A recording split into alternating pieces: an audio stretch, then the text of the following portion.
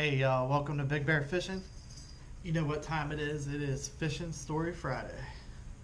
Alright, so I have been seeing so many people doing ice fishing videos lately. I decided to do an ice fishing story. When I lived up north, as you should know by now, we live in Wilmington, North Carolina. So we're eastern North Carolina, so I mean, we're right next to the beach. So usually it's pretty warm here. You guys did get to see that one video with the lake where it was iced over a little bit. But the chances of the ice building up to the point where you could walk on it, when you go ice fishing, you want about 3 inches at least. That's ideally the safest ice to walk out on. But anyway, down here, it would have to be apocalyptic in order for the ice to get 3 inches thick. But anyway, so when we lived up north, I spent about, I think we discussed this before, I spent about half my life in Virginia and half of it in Pennsylvania. When I lived up north, I used to love going ice fishing. It was a lot of fun. This particular day, we decided to go up and try to catch whatever we could catch. We weren't targeting walleye, we weren't targeting perch, we weren't targeting steelhead. We were just going up to fish. The steelhead were running, but we weren't really targeting them specifically. I was with my buddy, and he and I, first of all, we had a hand auger. We didn't have a gas-powered auger or anything like that. So we were doing a gas auger, or I mean a manual auger. Finer thoughts. And we, when we got there, so when you go in the section of Erie that we used to go to, Lake Erie, there were tributaries that ran off of it. There was Walnut Creek, Elk Creek, and a third one. I can't remember what the third one is. But anyway, so Elk Creek was the one where you went all the way up to the end, and it was actually like the mouth of the creek that where the river or the lake entered the river. So on this particular day, there was about 4 inches of ice, so we were good on the thickness of the ice. The sun doesn't shine very much in Pennsylvania. On this day, the sun wasn't, it was going to come out, but it wasn't until later on in the day. So we had plenty of ice, plenty of clouds. It was cold, it was windy. So we're out there, and when we were carrying all of our stuff, which mostly consisted of stuff we could put in buckets because it's so windy up there. If you have anything laying on the ice, you get gusts and it will blow your stuff away.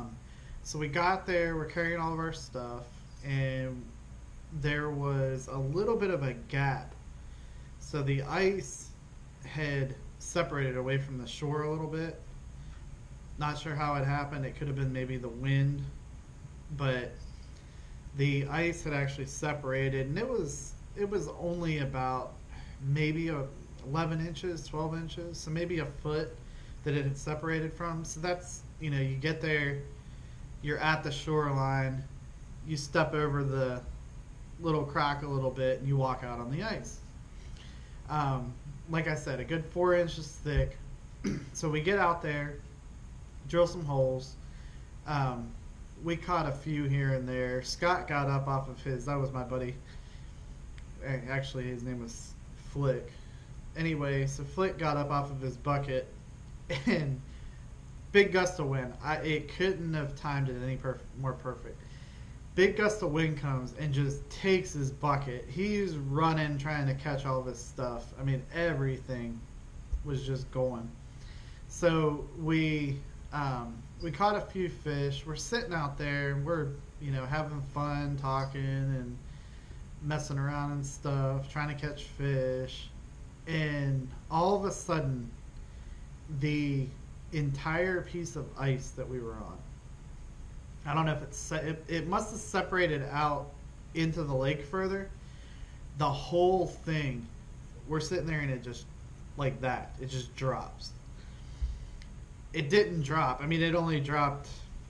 I mean, a fraction of an inch maybe, but you could feel the whole thing drop and shift a little bit. So Scott was Scott was freaking out a little bit. He's like, maybe we should leave, and I'm like, yeah, probably not a bad idea.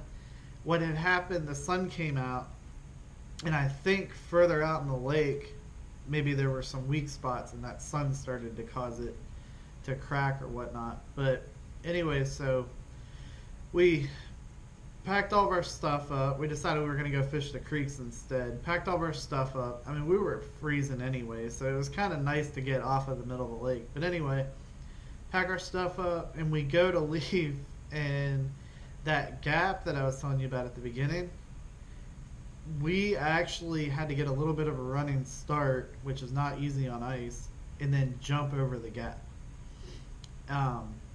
So that wasn't fun. That's how much it had actually shifted away from the shore. So a tip is, if you get there and you see just a little bit of a gap, maybe you should go over and check it every once in a while to make sure that it's not separated enough that you're going to get stuck out there.